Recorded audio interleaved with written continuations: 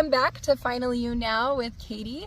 This is the channel where we have fun because it's all about figuring out what works best for you, doing self-care and self-development, and I'm sharing my best practices of what's worked well for me and how it's helped me in my life, and I hope it can help you too. So stay tuned. If you haven't already subscribed, do it below. Also, this is part 2 of the segment that I'm doing here. I'm at a graveyard, and I love playing music in graveyards. I love to play music for the dead.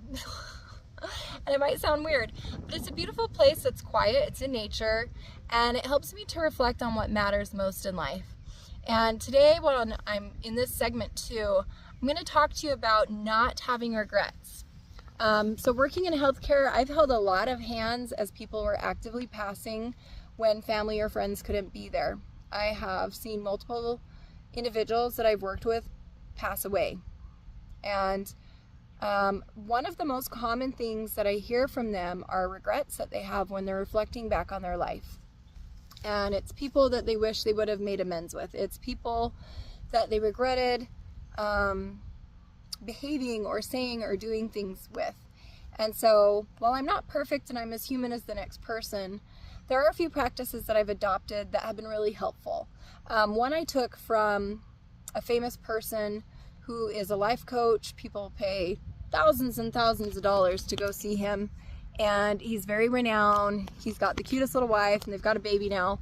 And the advice that I took from this mentor of mine was, if there was a person who had a significant impact in my life that I no longer talk to, or there was sad or bad or angry or feelings towards that were not of a healthy, positive nature, to basically make amends.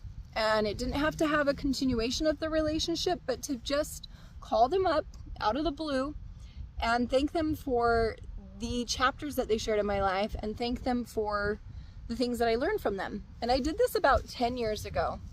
And it took a lot of courage and bravery to reach out to this person. I hadn't talked to them for 5 years. I'd known them for at least like 20 years-ish.